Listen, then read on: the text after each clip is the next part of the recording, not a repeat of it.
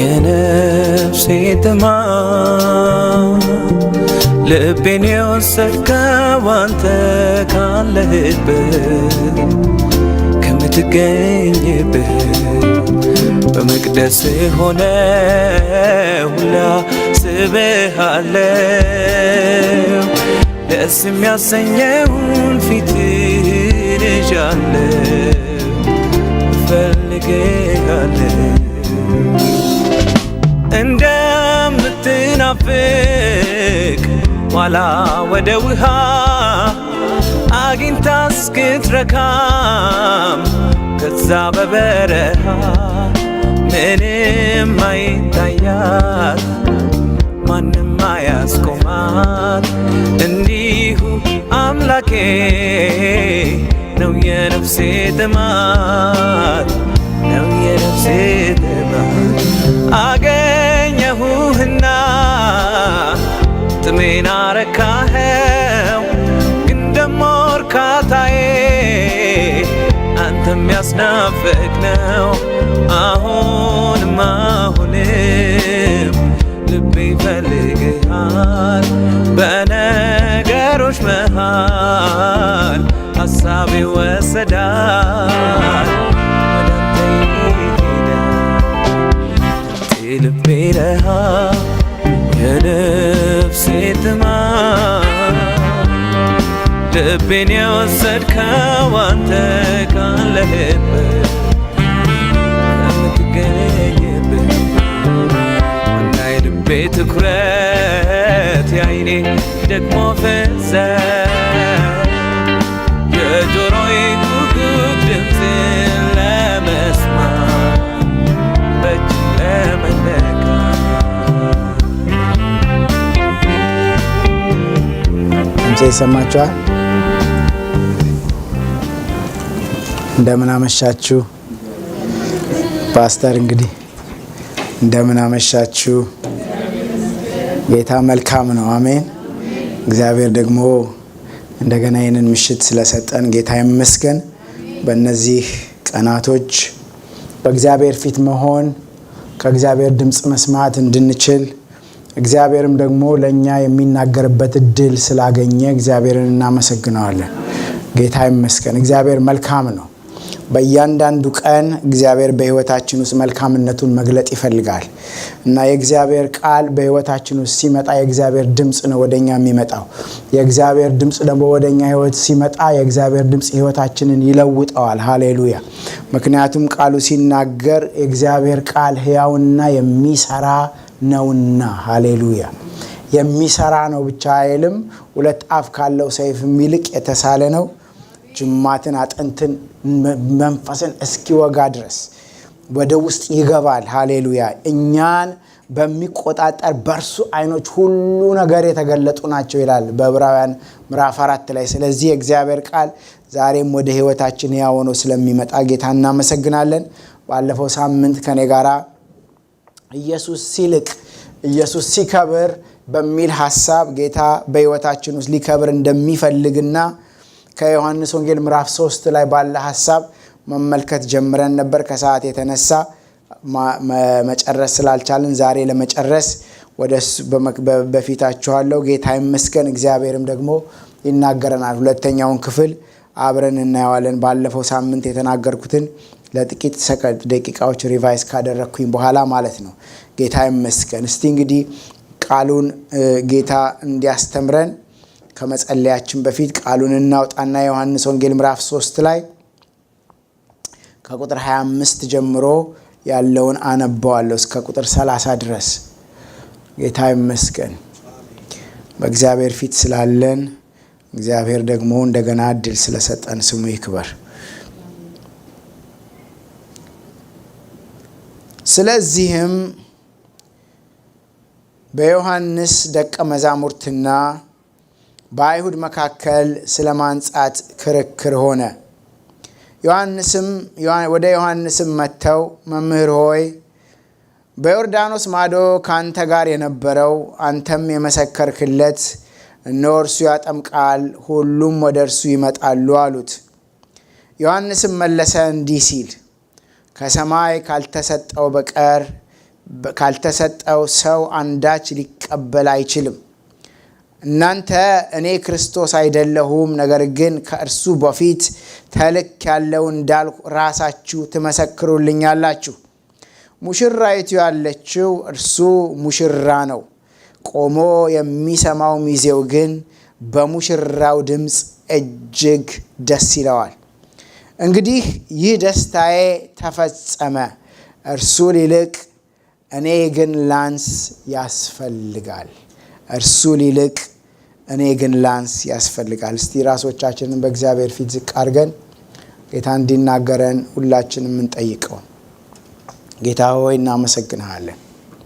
አንተ ሕያው አምላክ ስለሆንክ፣ ሕያው ሆነህ ሞትን ድል አድርገህ ተነስተህ እንደገናም ደግሞ በመካከላችን በመንፈስ ቅዱስ አማካኝነት ሕያው ሆነ ስለምትመላለስ እናመሰግንሃለን። የኛንም ሕይወት ከሞት አውጥተህ በአንተ ሕያው ስላደረግከው እናመሰግንሃለን። እግዚአብሔር ሆይ በፊት ተሰብስበናል። ቃልህንም ጌታ ሆይ ቃልህንም ከፍተነዋል። ሃሌሉያ። ሰማይና ምድር ያልፋሉ፣ ቃሌ ግን አያልፍም ያልከውን ቃልህን ከፍተነዋል። መግበን እግዚአብሔር ሆይ ዛሬ መግበን ሕይወታችንን ስራው። ኦ ጌታ ሆይ ቃሉ የመጣላቸውን ተብሎ በቃልህ እንደተጻፈ ይምጣልን ለኛ ቃልህ ሕይወታችንን የሚነካ ሐሳብህንና ዓላማህን የሚገልጥልን ወደ አንተ የሚያደርሰን አይኖቻችንን የሚያበራልን በልባችን ውስጥ የሚጻፍልንን ልባችንን የሚያቃጥለንን ሕያው ቃልህን ትሰጠን ዘንድ እንጠይቃለን። ጌታ ሆይ እኔም በፊት ነኝ ያለሁት፣ ከራሴ አንዳች እንደሌለኝ አንተ ታውቃለህ። ጌታ ሆይ ሰው ከላይ ካልተሰጠው በቀር ከራሱ አንዳች ሊያደርግ አይችልም እንዳለ እግዚአብሔር ሆይ አንተ ካልሰጠኸኝ እኔ የምናገረው ነገር በሰዎች ሕይወት ውስጥ ለውጥ አያመጣም። አንተ ራስህ ትናገረኝ ዘንድ፣ አንተ ራስህ ሕዝብን ትናገር ዘንድ አንደበቴን ሁሉ በመሰዊያ ፊት አደርጋለሁ፣ እንደ ተገለጠልኝ መናገር እንድችል እግዚአብሔር ሆይ ቃልህንም መግለጥ እንድችል መንፈስ ቅዱስ ሆይ በእኔ አልፈ ተናገር። በእናንተ ያለ ያ መንፈስ ቅዱስ ይናገራል ብለህናልና ጌታ ሆይ ሁለንተናዬን ሰጠሁ፣ ለሚሰሙህም ለእኔም ጸጋህን አብዛልን በኢየሱስ ስም። ጌታ ይመስገን። አሜን። ስለዚህ ባለፈው ሳምንት እግዚአብሔር በሕይወታችን ውስጥ ሊከብር ጌታ ኢየሱስ በሕይወታችን ሊልቅ እንደሚፈልግ ከእግዚአብሔር ቃል መመልከት ጀምረናል። በዚህ በዮሐንስ ወንጌል ምዕራፍ 3 ላይ እንዳነበብነው ዮሐንስ ከእግዚአብሔር ተልኮ ቃሉ እንደሚለን ከእግዚአብሔር የተላከ ዮሐንስ የሚባል አንድ ሰው ነበረ። ስለ ብርሃን ይመሰክር ዘንድ ተልኮ መጣ። እርሱ ብርሃን አልነበረም፣ ነገር ግን ሰዎች ሁሉ በእርሱ ያምኑ ዘንድ ስለ ብርሃን ሊመሰክር ለምስክርነት መጣ ተብሎ የተነገረለት ሰው እንዴት ጌታ ኢየሱስን እንዳላቀው በሕይወቱ እንዴት እንዳከበረው በአገልግሎቱ ከእግዚአብሔር ቃል መመልከት ጀምረናል። የመልእክቱ ዋና ሐሳብ እግዚአብሔር ይሄንን በልቤ ውስጥ ሲያስቀምጥ ሊያስተላልፍልን የሚፈልገው ዋናው ሐሳብ ባለፈውም ሳምንት እንደጠቆምኳችሁ እግዚአብሔር በሕይወታችን ሊከብር ይፈልጋል። ጌታ በሕይወታችን በእያንዳንዳችን ሕይወት ውስጥ ሊከብር ይፈልጋል። በአንተ ውስጥ፣ በአንቺ ውስጥ፣ በእናንተ ውስጥ ጌታ መክበር ይፈልጋል፣ መላቅ ይፈልጋል፣ መግነን ይፈልጋል። እግዚአብሔር ኢየሱስን ያለ ልክ ከፍ ከፍ አድርጎታል ይላል ቃሉ ሲናገር ከሁሉ በላይ ስሙን ከፍ አድርጎታል ይላል። እንደገና ደግሞ ምን አለ? በዛው በኤፌሶን መልእክቱ ላይ ጳውሎስ ሲናገር ለቤተ ክርስቲያን ይላል ያንን የከበረውን ኢየሱስ። ስለዚህ ጌታ በእያንዳንዳችን ሕይወት ውስጥ መክበርና መላቅ ይፈልጋል። የጌታ መክበር በእኔና በእናንተም ሕይወት ውስጥ እንዲገለጥ ጌታ ይፈልጋል። ሃሌሉያ። ስለዚህ እንዴት ነው ጌታ በህይወታችን የሚልቀው የሚለውን ሐሳብ ነው።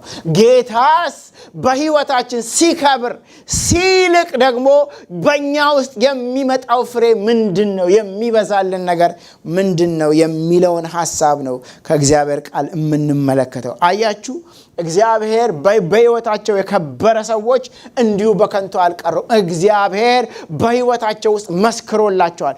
ዮሐንስ በአንገቱ ታርዶ ነው የሞተው። ያቺ ክፉ ሴትዮ የዮሐንስን አንገት ብላ ለምና አንገቱ ተቀልቶ ነው የሞተው። ኢየሱስ ክርስቶስ ግን ስለሱ መሰከረለት አለ። ከሴቶች ከተወለዱት እንደዚህ አይነት ሰው የለም አለ። በኔና በእናንተ ሕይወት ውስጥ ጌታ ሲከብርና ሲልቅ ያለን በእግዚአብሔር ዘንድ ያለን ዋጋ አለ። እሱንም አብረን ከጌታ ቃል እንመለከታለን። ስለዚህ ባለፈው ሳምንት 3 ሐሳቦች ጠቁሚያችሁ ነበር። አንደኛው ለምንድነው ጌታ መክበር ያለበት በህይወታችን? ለምንድነው የሚልቀው በህይወታችን ውስጥ ብለን ስንመለከት እግዚአብሔር ራሱ ከፍ ያደረገው ስለሆነ ነው ብለን ተመልክተናል። በህይወታችን ውስጥ እንደርሱ ነፍሱን አሳልፎ የሰጠን የለምና ልናልቀው ከፍ ልናረገው ይገባናል። ሃሌሉያ። በዮሐንስ ራእይ ላይ እነኛ መላእክት ጌታ ኢየሱስን ሲያከብሩት ከዙፋናቸው ወርደው በፊቱ ሲሰግዱለት ያሉት ነገር ምንድነው? ታርደሃልና። ሃሌሉያ። በረከትን፣ ክብርን፣ ባለጠግነትን ለሰዎች በጎ ነገርን አድርገሃልና በደምህ ዋጅተሃልና ከነገድ ሁሉ ከቋንቋ ሁሉ ልትከበር በረከትን ልትቀበል ይገባሃል። ለምን ጌታ መክበር አለበት? በእያንዳንዳችን የታረደልን እርሱ ነውና። መላእክት ስለኛ ስላደረገው ነገር ጌታን ያመልኩታል፣ ያከብሩታል። እኔና እናንተማ ምን ያህል? ስለዚህ ነው ቃሉ በመዝሙረ ዳዊት ሲናገር እግዚአብሔር ያዳናቸው እነርሱ ይናገሩ ይላል። እኔና እናንተ ስላዳነን ጌታን እናልቀዋለን። ሃሌሉያ።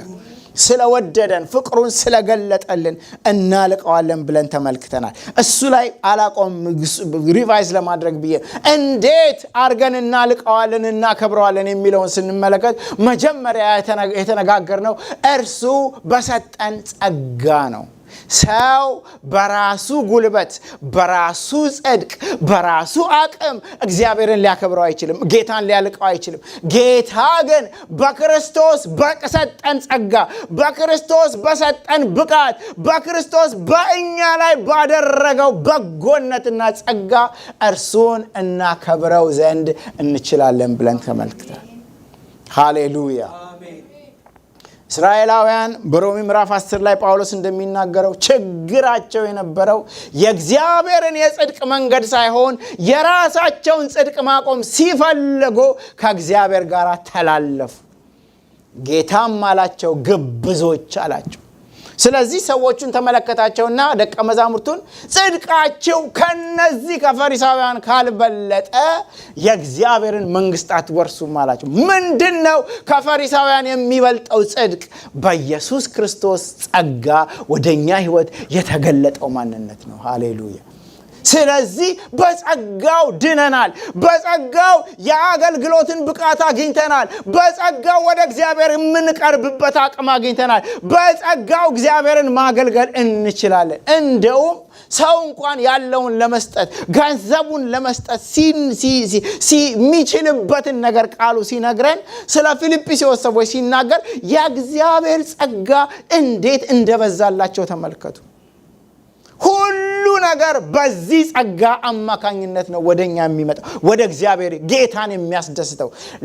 ለበጎ ነገር ብቁዎች ትሆኑ ዘንድ አለ በአንደኛ ቆሮንቶስ ምዕራፍ 9 ላይ ጳውሎስ እግዚአብሔር በነገር ሁሉ ጸጋውን ሊያበዛላችሁ ይችላል። ስለዚህ ጌታ እንዴት ነው የሚልቀው በህይወታችን? የእግዚአብሔር ጸጋ በህይወታችን ሲገለጥ። ማርያም ይሄ ገብቷት ነበር። በሉቃስ ወንጌል ምዕራፍ 1 ላይ መልአኩ መጥቶ በቃ ያን አስደናቂ ነገር ሲነግራት፣ የማይቻልን ነገር ሲነግራት፣ ምና ጸጋን የተሞላሽ ብሎ ሲነግራት ያንን ነገር ተቀበለችና መንፈስ ቅዱስ በላዩ ላይ ሲመጣ እንደዚህ ብላ ተናገረች። ነፍሴ ጌታን ታከብረዋለች፣ መንፈሴም በመድኃኒቴ ሐሴት ብርቱ የሆነው እርሱ በእኔ ታላቅ ነገርን አድርጓልና። እንዴት አደረገ? በእግዚአብሔር ጸጋ አማካኝነት። ስለዚህ ጌታ በእኛ ውስጥ የሚከብረው የጸጋውን ባለጠግነት ስትቀበሉትና ስታምኑት ነው። ስለዚህ እንዴት ነው ወደ እግዚአብሔር ጸጋ የምንገባው ስንል 3 ነገሮችን ነገርኳችሁ። አንደኛ ምንድነው የሚለው ቃሉ መሰላችሁ? ጸጋ በሮሜ ምዕራፍ 5 ላይ በዕብራውያን ምዕራፍ 4 ላይ እንደሚነግረን ወደ እርሱ ስንቀርብ ነው ይላል። የሚረዳንን ጸጋ ለመቀበል ሃሌሉያ፣ ወደ ጸጋ ዙፋኑ በእምነት እንቅረብ ይላል። ይኸውላችሁ እግዚአብሔር ለኛ በኢየሱስ አማካኝነት ጸጋ ሰጥቶናል። ስለዚህ በጸጋ ላይ ጸጋ አፍስሶልናል። ዙፋኑን የጸጋ ዙፋን አለው። ሃሌሉያ። ለምን? ለኛ የእግዚአብሔር ችሎታ፣ የእግዚአብሔር ማንነት፣ የእግዚአብሔር አቅም በኢየሱስ ክርስቶስ አማካኝነት ፈሶልናል። ስለዚህ ስንቀርበው ነው አልኳችሁ። ሁለተኛ በዛው በሮሜ ምዕራፍ 6 ላይ ጳውሎስ ሲናገር ምን አለ? ራሳችንን ስንቆጥር ነው። አያችሁ እግዚአብሔር ያለንን ነገር ይኸውላችሁ የሌለውን ነገር ወደ መኖር የሚያመጣው እግዚአብሔር ያልሆነውን ነገር ነህ ሲለን ጸጋው ነውና በሕይወታችን ብቃት የሚሰጠን ምን እንላለን? እሺ ብለን ስንቆጥርና ስንቀበለው ራሳችንን እግዚአብሔር እንዳለን ስንለው። ሃሌሉያ። ብዙ ሰዎች በእግዚአብሔር ፊት ብዙ ሰዎች የሚቸገሩት ምን መሰላችሁ? እግዚአብሔር እንደሚያየን ራሳችንን ስለማናየው። በተለይ ሃይማኖተኛ ሰው እግዚአብሔር እንደሚያየን ስለማናየው ራሳችንን ሁል ጊዜ ወደ ኋላ እናፈገፍጋለን። ወይም ደግሞ በራሳችን ማድረግ ያለብን ስለሚመስለን ሁሌ ምን በቃም የሚል ነው ቃሉ የሚመጣብን። ጌታ ግን ምን አለ? ብቃትን የሚሰጠን በራሳችን አንዳች የበቃን እንደሆነን ልናስብ እንኳን አንችልም ይላል ጳውሎስ። ስለዚህ እግዚአብሔር ያለንን ነገር ስንቆጥር ጸጋ በእኛ ሕይወት ውስጥ ይሰራል። ያ ጸጋ ደግሞ የኛ አቅም አይደለም፣ የእግዚአብሔር ችሎታ ነው። ስለዚህ እኮ ነው ጳውሎስ ኃይልን በሚሰጠኝ በኢየሱስ ሁሉን እችላለሁ። ይሄ እኮ ወኔ አይደለም፣ ጉራም አይደለም። ከየት የመጣ? ከእግዚአብሔር ጸጋ መተማመን የመጣ።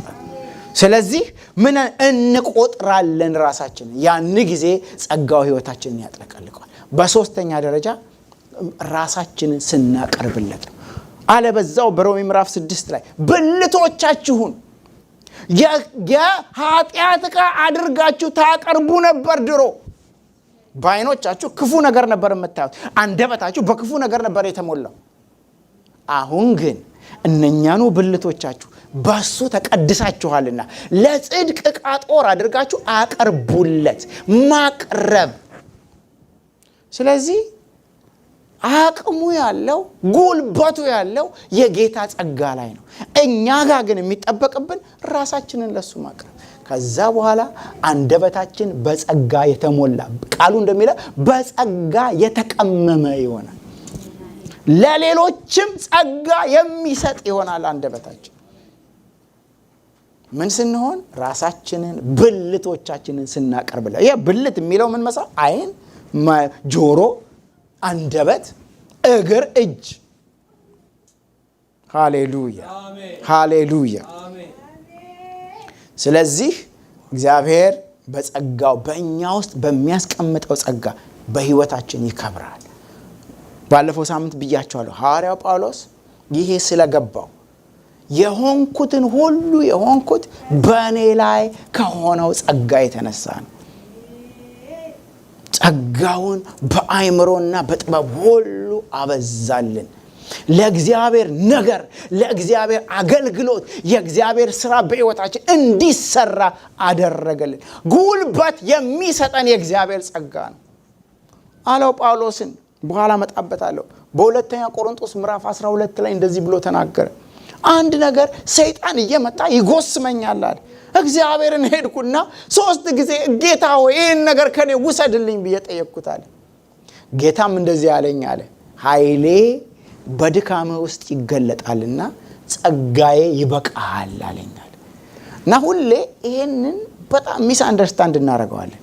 የሚለው ጌታ ምን መሰላችሁ? የኔ ጸጋ ጉልበት ይሰጣል በመከራ ውስጥ አሸንፈህ እንድትወጣ። ዝም ብለህ እየተደበደብ ቁጭ እንድትል አይደለም፣ እንድታሸንፍ ጸጋው ኃይሌ በድካም ውስጥ ይገለጣል። በጸጋዬ ውስጥ ኃይሌን ትለማመዳለህ። ሃሌሉያ ሃሌሉያ። ሶስተኛ የጀመርኩት ሐሳብ እግዚአብሔር በሕይወታችን ውስጥ ማለት የሚከብረው በመንፈስ ቅዱስ አማካኝነት ነው። ይሄ በጣም ወሳኝ ከመንፈስ ቅዱስ ጋር ባለን ህብረት ውስጥ ነው። ዮሐንስ ወንጌል ምዕራፍ 13 ጀምሮ እስከ ምዕራፍ 17 ድረስ ጌታችን ኢየሱስ ክርስቶስ ከደቀ መዛሙርቱ ጋር ያሳለፈውን ኢንቲሜት የሆነውን ጊዜ እናያለን። ያችን ሐሙስ ዕለት ራት ሲበሉ ጀምሮ ከናንተ መካከል አንዱ አሳልፎ ይሰጠኛል ብሎ ካላቸው ጀምሮ ነፍሴ ታወከች ሲላቸው ጀምሮ ግን ጌታ ሁሉ ነገር ግልጽ አድርጎ ነገራቸው ለደቀ መዛሙርቱ። አሉት ለዓለም ሳይሆን ለኛ ሁሉን ነገር እንዴት አድርገህ ትገልጥልናለህ አሉት። ኢየሱስ እናንተ ወዳጆቼ ናችሁ፣ ለወዳጆቼ ምንም አልደብቅም ብሎ ሁሉን ነገር ገለጠላቸው። በዛ ውስጥ ጌታ ኢየሱስ የተናገራቸውን ነገሮች ስትመለከቱ አንደኛ አሁን እሄዳለሁ አላቸው። የዚህ ዓለም ገዢ ይመጣል፣ አሁን እኔ እሄዳለሁ፣ አታዩኝም፣ ጥቂት ጊዜ ታዩኛላችሁ፣ ጥቂት ጊዜ ደግሞ አታዩኝም አላቸው። ምንድነው የሚለን? ጥቂት ጊዜ ታዩኛላችሁ። እንደውም ማነው ቶማስ መጣና የምትሄድበትን አናውቀውም፣ መንገዱንም አናውቀውም። ጌታ አለው እኔ መንገድ ነኝ፣ እኔ ህይወት ነኝ፣ በእኔ በኩል ነው። ፊልጶስ ደግሞ መጣና አብን አሳየን አለው። እነሱ በቃ የልባቸውን ሁሉ በቃ ፍረስትሬሽን አለ፣ ጭንቀት አላቸው፣ ሁሉንም ይነግሩታል። እኔን ያየ አብን አየ አለው።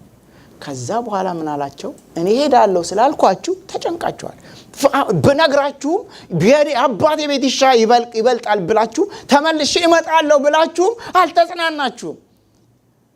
አንደኛ እኔ ብሄድ ይሻላችኋል፣ ሌላ አጽናኝ ይመጣል አላቸው። ያ ሌላ አጽናኝ እንደኔ ያለ አለ ጌታ። አንደኛ ከአብ ዘንድ የሚወጣ አለ። ሁለተኛ ምን ማለት ነው? መንፈስ ቅዱስ ከኢየሱስ ከነርሱ ጋር እንደነበረው አያችሁ። 3 ዓመት ለምንድን ነው ደቀ መዛሙርቱ ፍረስትሬትድ የሆኑት? ለምንድን ነው ጭንቀት ያለው? ሁሉን ጥተው 3 ዓመት ተኩል ሌሊትና ቀን አብረውት ነበሩ። በኢየሱስ ላይ ነው የተደገፉት። ዮሐንስ ደረቱ ላይ መጠጋት ይወድ ነበር። አሁን እሄዳለሁ ሲላቸው በቃ ባዶ ሆነ ቤታቸው። ኢማጂን የምትወዱት ሰው እንኳን ሲለያችሁ ታዝናላችሁ። ግን ሁሉን ጥለው የተከተሉት ጌታ ሲሄድ፣ ኢየሱስ ግን ምን አላቸው? እንደኔ ያለ ሌላ አጽናኝ ይመጣል ሲላቸው ከናንተ ጋራ የሚኖር እንደኔ አብራችሁ እንደውም አላቸው በውስጣችሁ ይኖራል አላቸው። እናንተ ታውቁታላችሁ፣ ድምጹን ትሰሙታላችሁ። ዓለም ግን ስለማታየው ኢየሱስን ዓለም ያየው ነበር ግን አይከተለውም ዓለም። አሁን ግን ዓለም የማያየው እናንተ የምታዩት ያ አጽናኝ መንፈስ ቅዱስ ከአብ ዘንድ ወጥቶ እኔ ወደ አብ ሲሄድ ይመጣላችኋል። የእግዚአብሔር ሐሳብና ዓላማ ወንድሞቼና እህቶች፣ የእግዚአብሔር ትልቁ እቅዱ መንፈስ ቅዱስ በእኔና በእናንተ ህይወት ውስጥ እንዲያድር ነበር። ግን ባለፈው ሳምንት እንደነገርኳችሁ ማደር አልቻለም። ለምን? ኃጢአት ህይወታችንን ሞልቶት ነበር። ከአደለም እሱ ኃጢአተኛ ማንነት እኛ ውስጥ ነበረ። ስለዚህ ዳዊት አለ በቃ ስጋ እንደሆነን አሰበ አለው እግዚአብሔርን። በቃ ቢለው ከዛ ከማንነት መለያየት አልቻለም።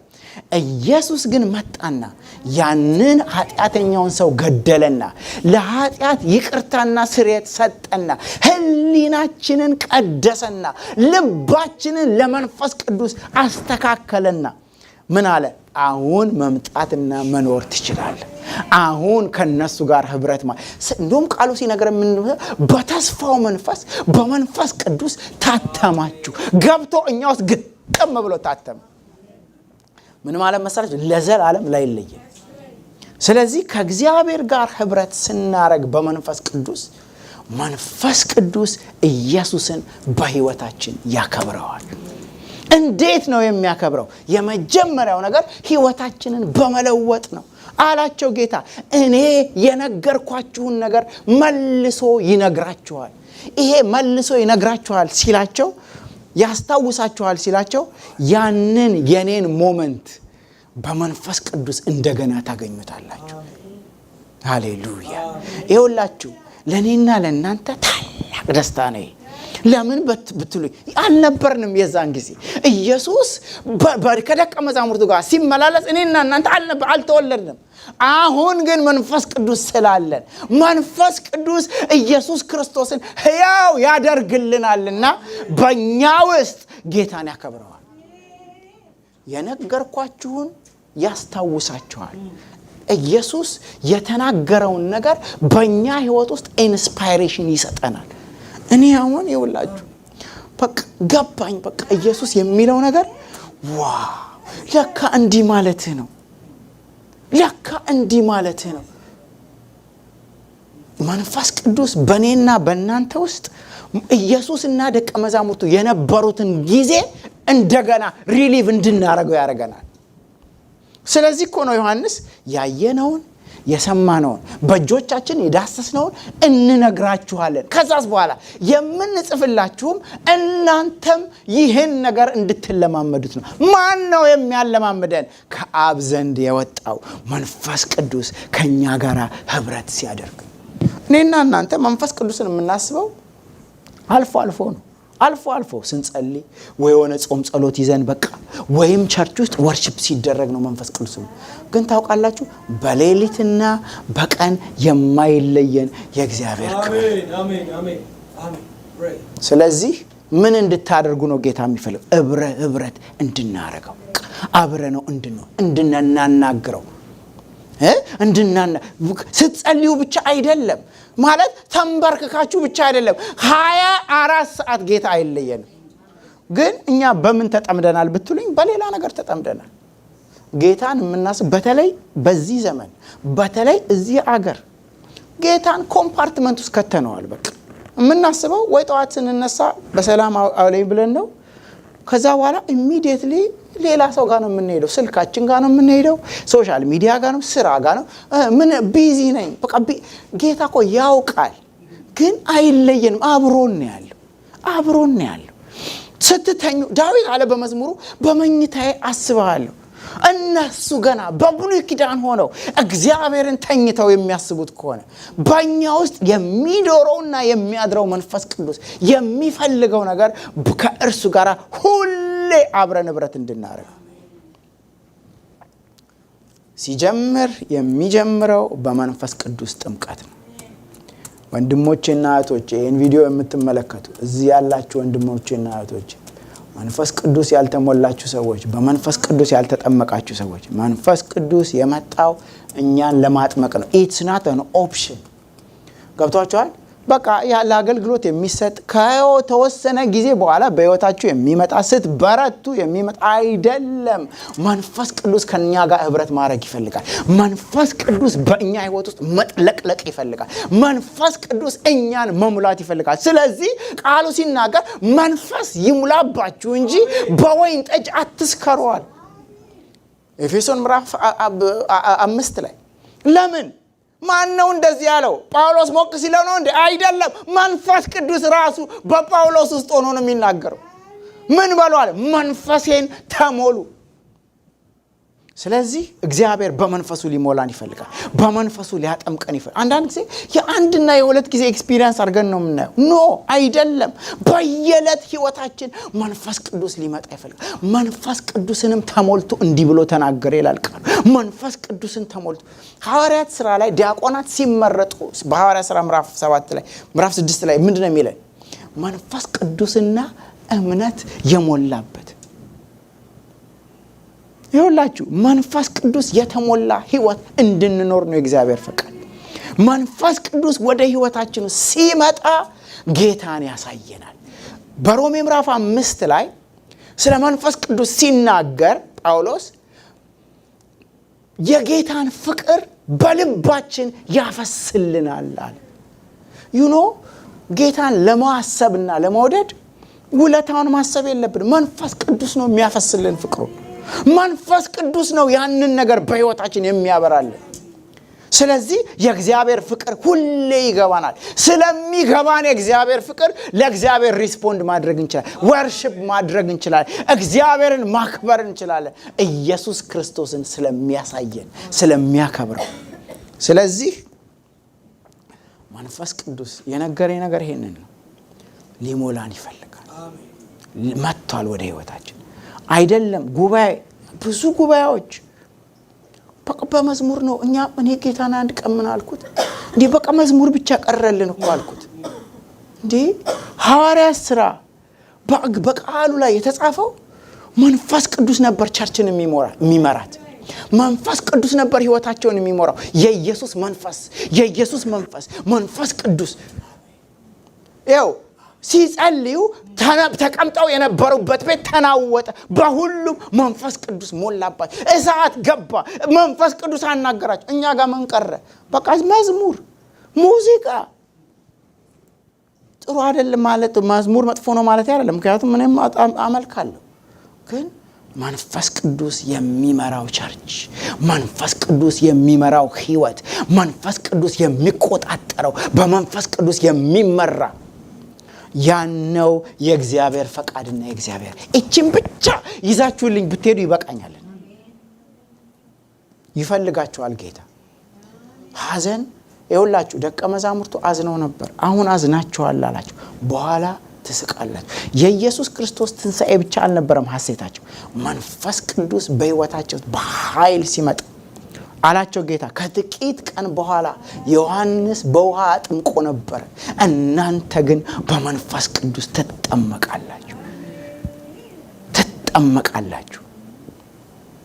ይኸው መጠመቅ ማለት ትሸፈናላችሁ፣ ትወሰዳላችሁ፣ በመንፈስ ትዋኛላችሁ፣ በመንፈስ ትሞላላችሁ። የእግዚአብሔር ሐሳብ የእግዚአብሔር ፈቃድ በኢየሱስ ክርስቶስ ለኛ ይሄ ነው። መንፈስ ቅዱስ ሲመጣ ምን ይሆናል? ቅድም ነገርኳችሁ። አንደኛ የእግዚአብሔርን ፍቅር ያፈስልናል። ሁለተኛ በልባችን ውስጥ የእግዚአብሔርን ነገር ይገልጥልናል። በአንደኛ ቆሮንቶስ ምዕራፍ 2 ላይ እንደዚህ ይላል። አንደኛ ቆሮንቶስ ምዕራፍ 2 ጳውሎስ እንደዚህ ብሎ ይናገራል። ሃሌሉያ። እሱን ላንብብላችሁ አብሬያችሁ።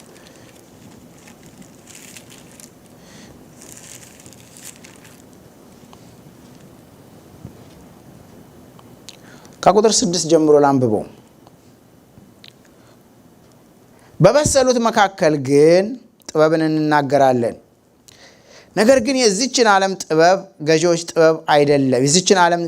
ጥበብ አይደለም። ነገር ግን እግዚአብሔር አስቀድሞ ከዘመናት በፊት ለክብራችን የወሰነውን ተሰውሮም የነበረውን የእግዚአብሔርን ጥበብ በሚስጥር እንናገራለንና ከዚች ዓለም ገዢዎች አንድ እንኳን ይህን ጥበብ አላወቁትም። አውቀውትስ ቢሆኑ የክብርን ጌታ ባልሰቀሉት ነበረ።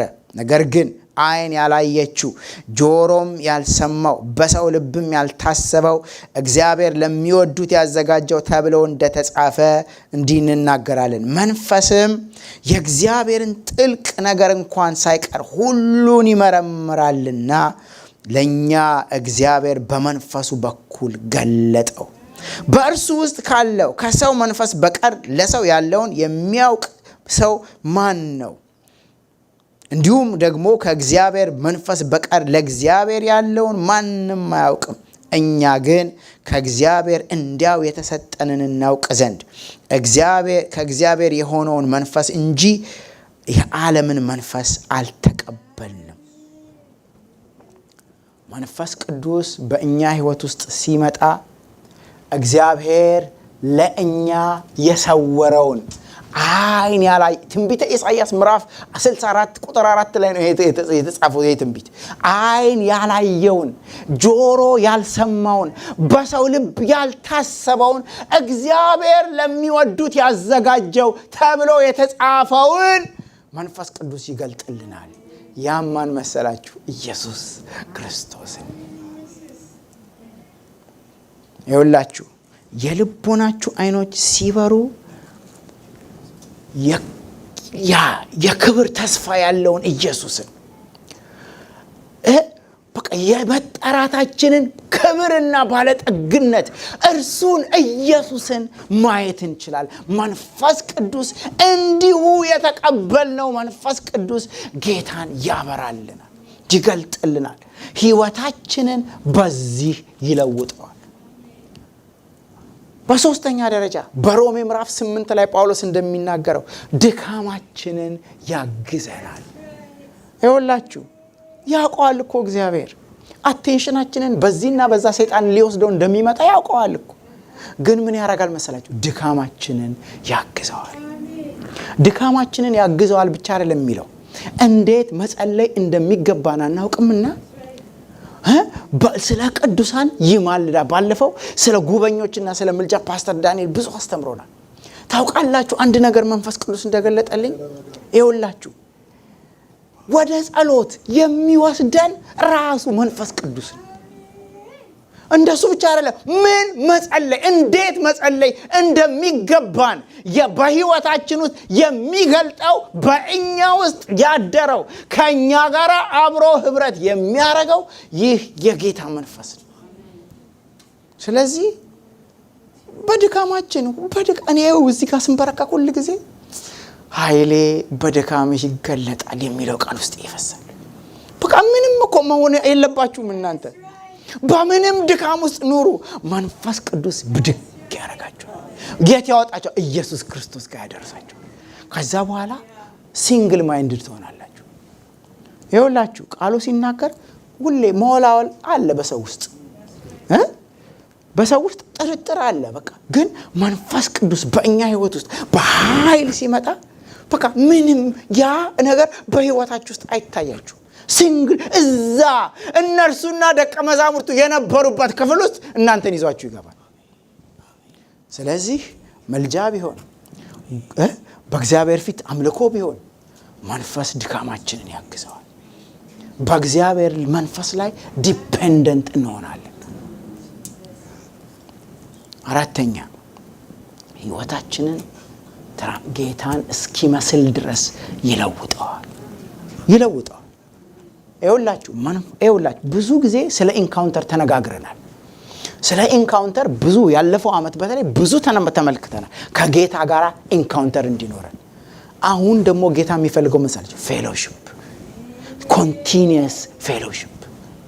ይኸውላችሁ ከመንፈስ ቅዱስ ጋር አብራችሁ ስትሆኑ ሙሴ በእግዚአብሔር ክብር ውስጥ በነበረ ጊዜ የሆነው ነገር የኛም ህይወት ውስጥ ይሆናል። ያ ግን አለ ጳውሎስ በሁለተኛ ቆሮንቶስ ምዕራፍ 3 ላይ የሙሴን ገጠመኝ ነገረን። ፊቱ አበራ በክብር ውስጥ ስለነበር። አሁን እኛ ያንን ሞመንት ብታስቡት በቃ ከየት ይመጣል ያ ሞመንት ነው የምትሉት አይደል? ጌታ ግን አለ እኛ በአዲስ ኪዳን ውስጥ መንፈስ ቅዱስ በእኛ ውስጥ ሆኖ እዛ ላይፍ ውስጥ ይከተናል። ያውም የሙሴ መልክ ቢሻር በነበረው ክብር ውስጥ እንደ አበራ ብቻ አይደለም፣ ምን ሆነ እያደረሽ በቃ ሼድ እየጠፋ መጣ፣ እየደከመ መጣ። እኔና እናንተ ውስጥ ግን ኢየሱስ የሚጨምር ብርሃን ሆኖ ይገለጣል። ምን ማለት ነው ይሄ? ህይወታችንን ኢየሱስ ክርስቶስን ያለብሰዋል፣ ትራንስፎርም ያደርገናል። የሚሳደብ መሳደብ እስከማይችል ድረስ ከአፉ ስድብ ይጠፋል። ይኸውላችሁ ብዙ ጊዜ ንስሐ ገብተናል። አንደበታችን ብዙ ጊዜ ወስነናል። በቃ ካሁን በኋላ አላረግም፣ በቃ ከአፌ ክፉ በቃ ጸልየናል። መንፈስ ቅዱስ ግን ውስጣችን ሲመጣ ልትረዱት ከምትችሉት በላይ ህይወታችንን ትራንስፎር ያደርጋል። ቲቶ ምዕራፍ 3 ባለፈው ሳምንት አንብቤላችኋለሁ፣ ግን ዛሬም ለድገመው ሌላ ክፍል ስላለው ቲቶ ምዕራፍ 3 ከዚህ በፊትም አንብቤዋለሁ። ይኸውልህ እንዲህ ይላል፣ ለገዢዎችና ለባለጠጎች ለባለስልጣኖች የሚገዙና የሚታዘዙ ለበጎ ስራ ሁሉ የተዘጋጁ ማንንም የማይሳደቡ የማይከራከሩ ገሮችና ለሰው ሁሉ የዋህነትን የሚያሳዩ እንዲሆኑ አሳስባቸው። የማይሳደቡ ገሮች፣ ለሰው ሁሉ የዋህነትን የሚያሳዩ ሰዎች እንዲሆኑ አሳስባቸው። እኛ ደግሞ አለ ጳውሎስ አስቀድመን የማናስተውል ነበርን፣ የማንታዘዝ፣ የምንስት፣ ለምኞትና ለልዩ ልዩ ተድላ በግራና በቀኝ የምንጎተት፣ እንደ ባሪያዎች የምንገዛ፣ በክፋትና በምቀኝነት የምንኖር፣ የምንጣላ፣ እርስ በርሳችን የምንጠላላ ነበርን። ነገር ግን የመድኃኒታችንና የእግዚአብሔር ቸርነትና ሰውን መውደዱ በተገለጠ ጊዜ እንደ ምሕረቱ መጠን ለአዲስ ልደት በሚሆነው መታጠብና በመንፈስ ቅዱስ መታደስ፣ አስምሩበት ይህን፣ በመንፈስ ቅዱስ መታደስ ስለነበረው በመንፈስ ቅዱስ መታደስ ስለነበረው ስራ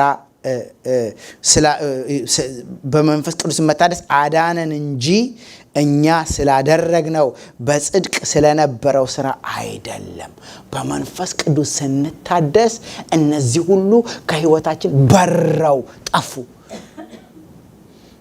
ያንንም መንፈስ በጸጋው ጸድቀን በዘላለም ህይወት ተስፋ ወራሾች እንድንሆን በመድኃኒታችን በኢየሱስ ክርስቶስ በእኛ ላይ አትረፍርፎ አፈሰሰው።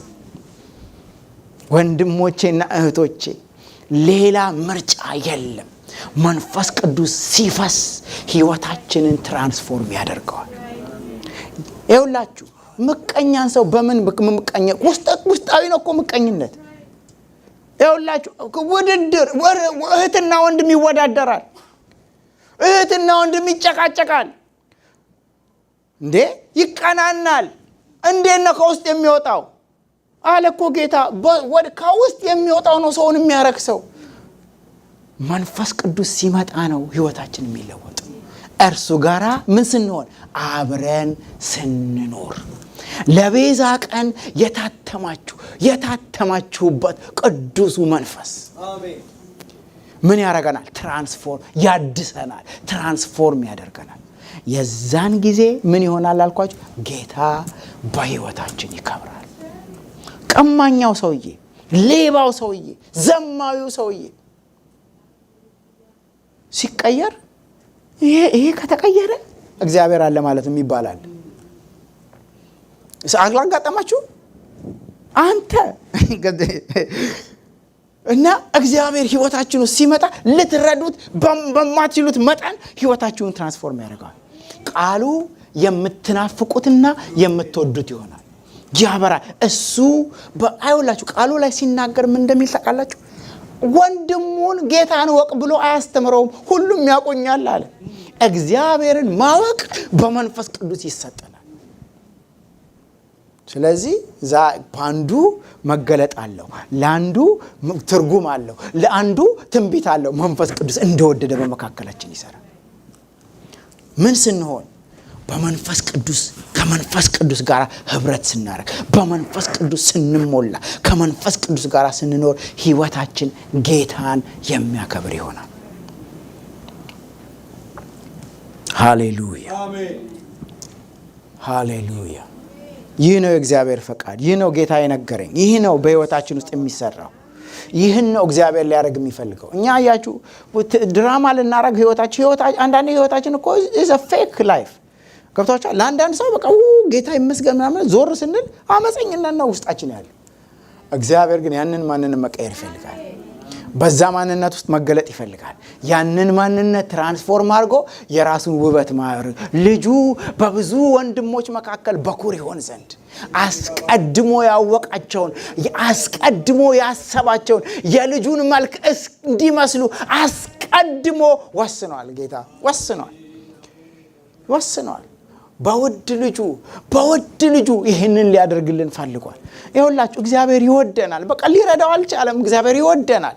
እንዳለ ከነ ኃጢአታችን ወሰደን ብቻ አይደለም ትራንስፎርም ሊያደርገን ወደኛ መጣ። አልገደደውም። የማይረባው ፐርሰናሊቲያችን አልገደደውም። ሰው እኮ ሲያየን ይመረርብናል። እግዚአብሔር ግን ይታገሰናል። ይኸውላችሁ ጳውሎስን ወደ ጌታ ሲለውጠውና ሲመጣ ሐናንያ ተው ጌታ ሆይ ወደሱማ አትላከኝ ነው ያለው። ምክንያቱም ጳውሎስ በቃ ሲያየው ቢገለው ደስ ይለዋል ክርስቲያኑ። ምክንያቱም የሚያስመረር ፐርሰናሊቲ ነው ያለው። እግዚአብሔር ግን መጣና ህይወቱን ትራንስፎርም አደረገ። ድሮ የሚቃወመውን ዛሬ ይሰብከዋል። ስለዚህ ምን አለ ጳውሎስ? የምህረቱን ብዛት በእኔ ሊገልጥ እንደኔ አይነቱን ቀየረዋል። ጭንጋፍ የምመስለውን ሰውዬ መጣና በቃ እግዚአብሔር ትራንስፎርም አደረገ። ክርስቶስ በእኔ አድሮ ከሰራው በስተቀር ስለ ራሴ ምንም መናገር አልችልም ማለት። ሃሌሉያ ጌታ ይመስገን። የእግዚአብሔር ሐሳብ ይሄ ነው። እኔና እናንተን ሊለውጠን የምናከብረው ጌታን የምናልቀው በመንፈስ ቅዱስ ነው። መንፈስ ቅዱስ ጋር ህብረት አድርጉ። መልእክቱ ይሄ ነው። መንፈስ ቅዱስ ከእናንተ ጋር ማደር ይፈልጋል። መንፈስ ቅዱስ ባለፈው ሳምንት ነግሬያችኋለሁ።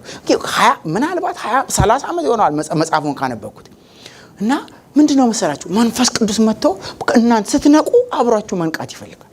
ጠላት እኮ አለ፣ ዲያብሎስ እኮ አለ፣ ዙሪያችን እኮ አለ። መንፈስ ቅዱስ ግን ከእርሱ ይበልጣል። በእኛ ያለው በዓለም ካለው ይበልጣል። ዓለም ሁሉ በክፉ እንደተያዘች እናውቃለን። ከዚህና ከዛ ሊጎትታችሁ የሚመጣ ብዙ አለ፣ ብዙ ፕሮግራም አለ። እግዚአብሔር ግን ወጥመድ የሚሰብረው ከመንፈስ ቅዱስ ጋር ህብረት ስናደርግ ይሰበራል። እንደተመታችሁ አትቀሩ። በሽታችሁን ያበርላችኋል። ይኸውላችሁ በአንድ ነገር ብቻ እንድናተኩር ያደርገናል ሰይጣን። ወደ መንፈስ ቅዱስ ግን ዞር ስትሉ እግዚአብሔር ያነሳችኋል። ሶስተኛ ጌታ የሚከብረው በህይወታችን ጌታ መንፈስ ቅዱስ ጋር ህብረት ስንጀምር በምንድነው የሚቀጥለው መሰላችሁ? ያ ጸጋ በህይወታችን ሲገለጥ ትህትና እግዚአብሔር በህይወታችን እንዲከብር ያደርገዋል። ዮሐንስ ቅድም ነግሬያችኋለሁ። የተናገረው ነገር አንድ ነው። እርሱ ሊልቅ እኔ ግን ምን ላድርግ? ላንስ። ኢየሱስ የሚልቀው እኛ በእርሱ ከቨር ስንደረግ ነው። የብዙዎቻችን ችግር ጌታ በህይወታችን መስራት ሲጀምር እኛም ብቅ ማለት እንፈልጋለን። ከብዙ ጊዜ በፊት ጋሽ ዳንኤል አንድ ምሳሌ ነገረኝ። አንድ ንጉስ አንድ ድሃ ከመንገድ ወሰደው አለ እና በቃ ከተማውን እየዞረ ሲያይ ድሃ አገኘና መሬት ጎዳና ተዳዳሪ በቃ አንሶታል። አነሳው፣ ልብሱን ቀየረለት። ከዛ አብሮት ከንጉሱ ጋር መቆየት ጀመረና ከዛ በኋላ ንጉሱ አብሮት ከተማውን ሲዞር ይዞራል አብሮት። ሰምታችሁ እንደሆነ አላውቅም ከዚህ በፊት እና ሰውየው ሞቅ አለው። ንጉሱ አጠገብ ንጉሱ ጋር ሲሉ ሲያጨበጭቡ ለንጉሱ በቃ መጣ ደግ ንጉስ ይባል።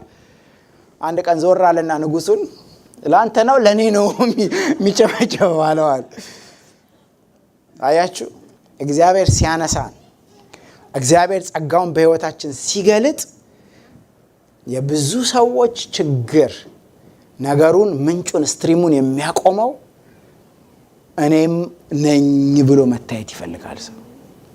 ጌታና እኔ ብዙ ጊዜ ጸልዬ ብዙ ጊዜ ታግቼ እግዚአብሔር በእኔ ላይ ሌላ ፌቨር አድርጎ ይኸውላችሁ፣ በተለይ በተለይ በአሁን ዘመን ለምን ይመስላችኋል ሰው በሶሻል ሚዲያ ሰው ራሱን መግለጥ የሚፈልገው? አብሮ መታየት ስለሚፈልግ ነው። ለምን ይመስላችኋል ማስታወቂያው አገሩን ሁሉ ያጨናነቀው?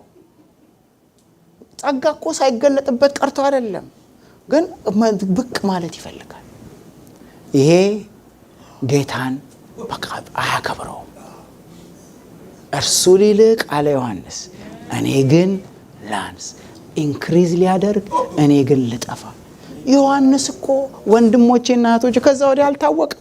ፖፑላሪቲው ጠፋ፣ ድምፁ ጠፋ። ያውላችሁ ስለ ዮሐንስ የተነገረው ሲሞት ነው አንደኛ፣ ሁለተኛ ኢየሱስ ሲመሰክርለት ነው። ከዛ በኋላ በዮሐንስ ወንጌል ምዕራፍ 8 ላይ ምን ይላል?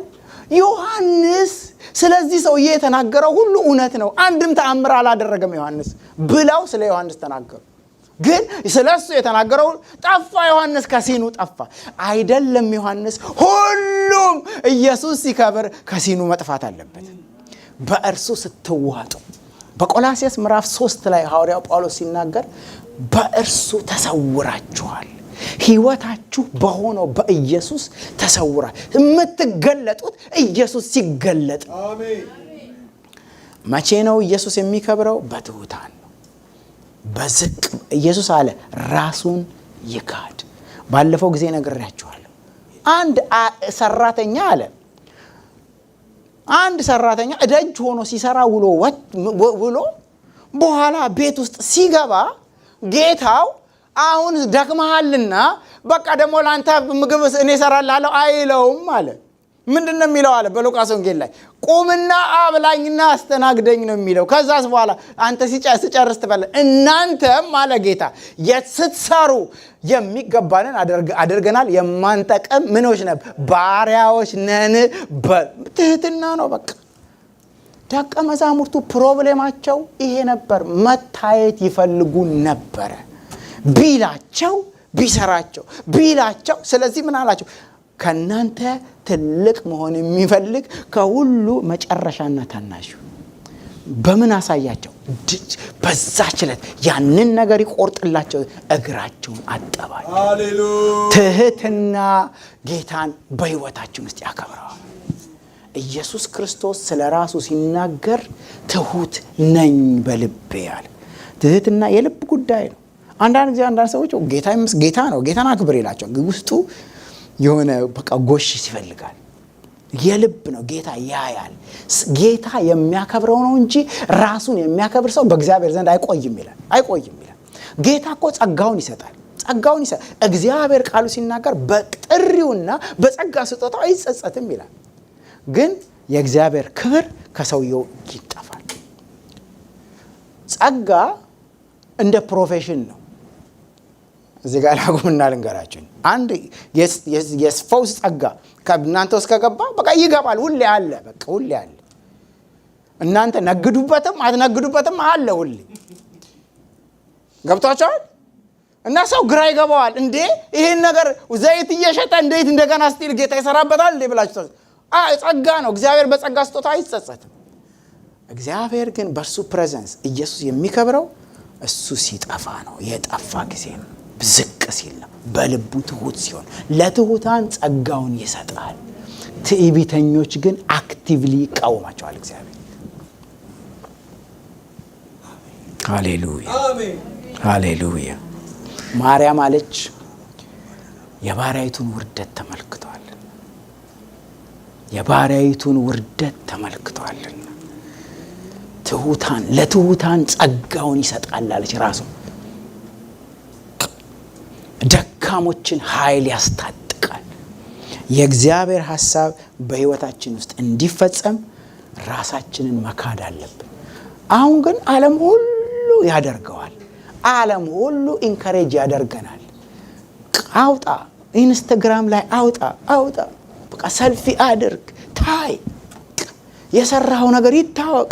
ደቀ መዛሙርቱም እኮ ጌታን አሉት እንዴ ራሱን መግለጥ እየፈለገ ማን ነው በስውር የሚቀመጥ? ውጣ አሉት። ጌታ ግን በእኛ ህይወት ውስጥ እንዲከብር ትህትናን ይፈልጋል።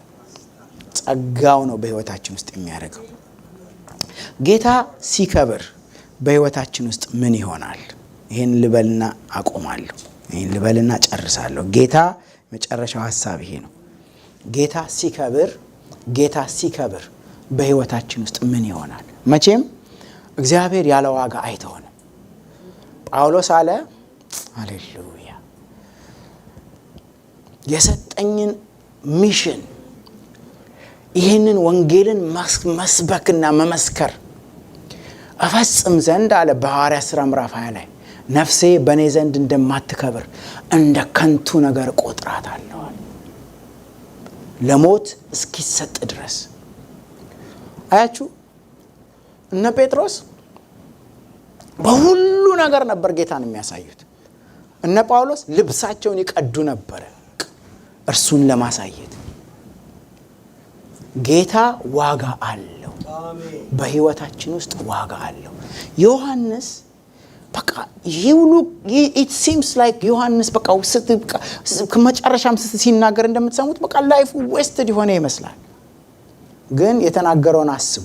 በዚህ ቅድም ባነበብነው ክፍል ውስጥ የኔ ደስታ አለ የሙሽራውን ድምጽ መስማት ነው።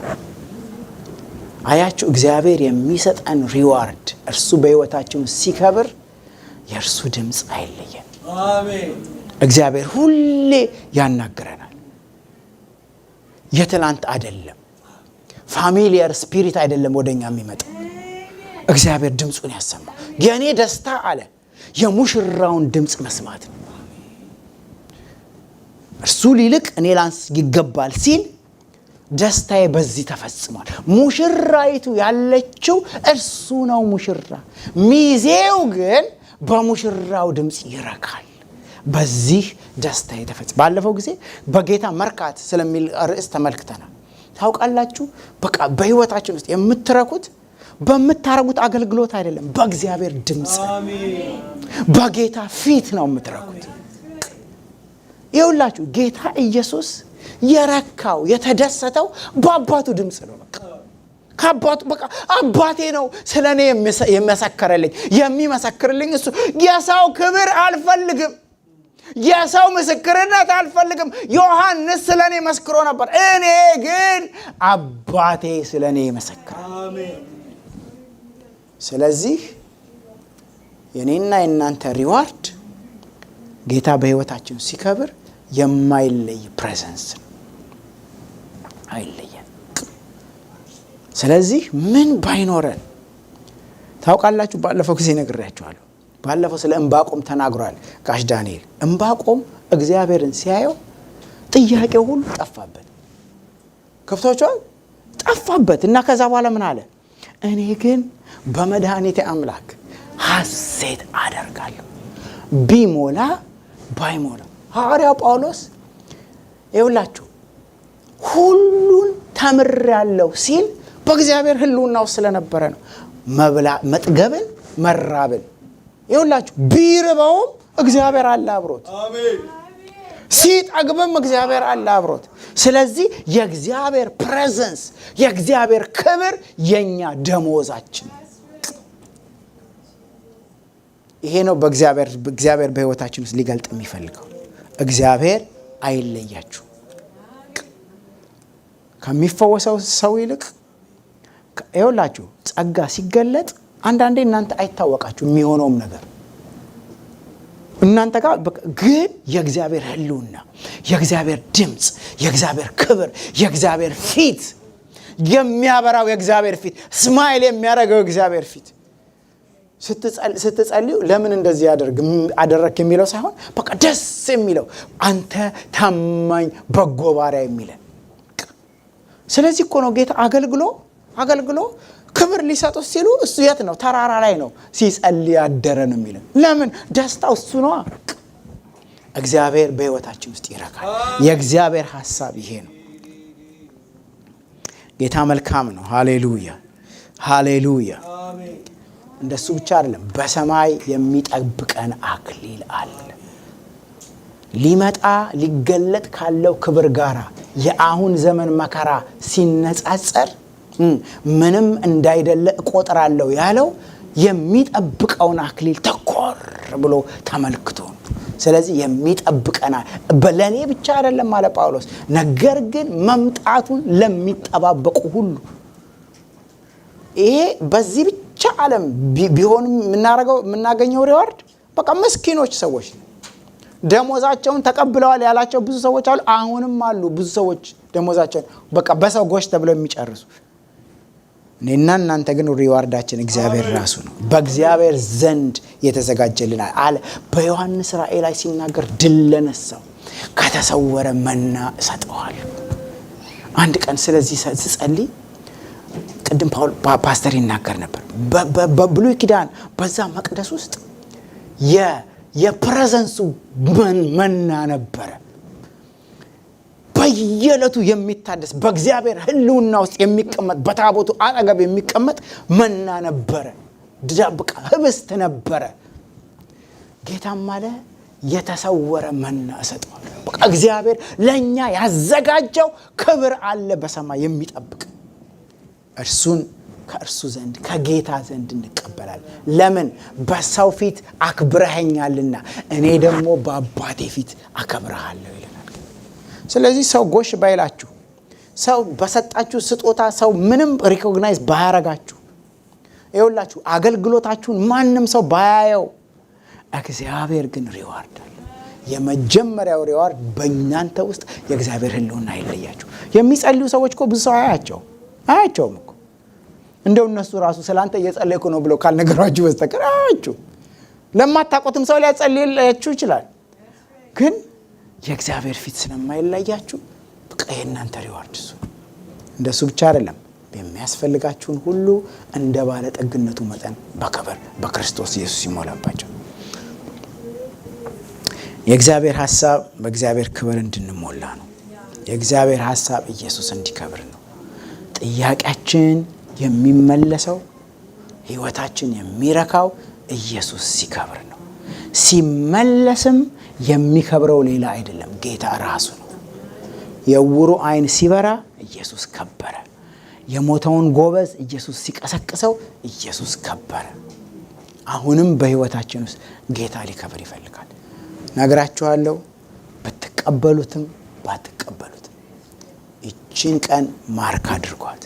በህይወታችን እግዚአብሔር ሊከብር ይፈልጋል። ምን እናድርግ? እንከፈትለት፣ እንፍቀድለት፣ እሺ እንበለው። ለጸጋው ለመንፈስ ቅዱስ ሙላት ራሳችሁን ክፈቱ። መንፈስ ቅዱስ በህይወታችን ውስጥ አስደናቂ ነገር ያደርጋል። ይኸውላችሁ ሰውን ሁሉ ጌታን ተቀበሉ እያላችሁ አትናገሩ። ባገኛችሁ ሰው ሁሉ እግዚአብሔር በህይወት ዓላማ አለው። እኔ ዛሬ መንፈስ ቅዱስ የነገረኝ መሰለኝ፣ መንፈስ ቅዱስን ተቀበሉ ብለ ምከር ነው ያለኝ። በቃ እግዚአብሔር ትልቅ ዓላማ አለው በህይወታችሁ ውስጥ። እንጸልይ። ጌታ ሆይ እናመሰግናለን፣ እናከብርሃለን። አንተ መልካም ነህ። ሃሌሉያ ፕራስፔሬት ዮርታማስ የሰጠኝን ሁሉ ጌታ ሆይ ሰጥቻቸዋለሁ። የነገርከኝን ሁሉ አንድ ሳላርቅ ስቀር ተናግሬያለሁ። ጌታ ራስህን ያለ ምስክር ያልተውክ የማትተው ጌታ ነህና በእያንዳንዳቸው ህይወት ውስጥ በእያንዳንዳችን ህይወት ውስጥ መንፈስህ በክብር ስለሚገለጥ እናመሰግንሃለን። ጌታ ሆይ አንተ ልትልቅ እግዚአብሔር ያለ ልክ ያላቀህ ከመላእክት ይልቅ እጅግ የከበረን ስም የወረስከው ኢየሱስ፣ ሃሌሉያ ሃሌሉያ። ብዙዎችን ወደ ክብር ልታመጣ ነፍስህን ለሞት አሳልፈ ሰጥተሃልና ጌታ ሆይ ዛሬም በመካከላችን ልትከብር ስለሆነ እናመሰግናለን።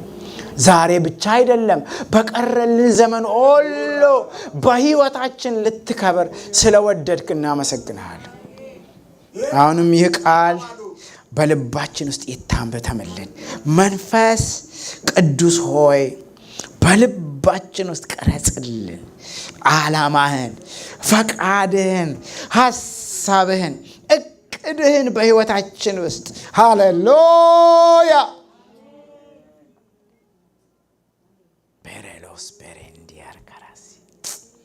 እንወድሃለን፣ እናከብርሃለን፣ እናደንቃለን፣ ከፍ ከፍ እናደርጋለን። ጌታ ሆይ የሰጠኸኝን ክብር ሰጥቻቸዋለሁ ብለህ ለደቀ መዛሙርትህ እንደጸለይክ የሰጠህን ክብር ሃሌሉያ መንፈስህ ስለሆነ እናመሰግናለን። መንፈስ ቅዱስ ሆይ በእኛ ህይወት ውስጥ የወደድከውን ስለምትሰራ እናመሰግናለን። አሁንም በእያንዳንዳችን ህይወት ውስጥ በየዕለቱ ህብረት አድርግ። ክብር ሁሉ ምስጋና ሁሉ ከዘላለም እስከ ዘላለም ላንተ ይሁንልህ በኢየሱስ ክርስቶስ ስም አሜን።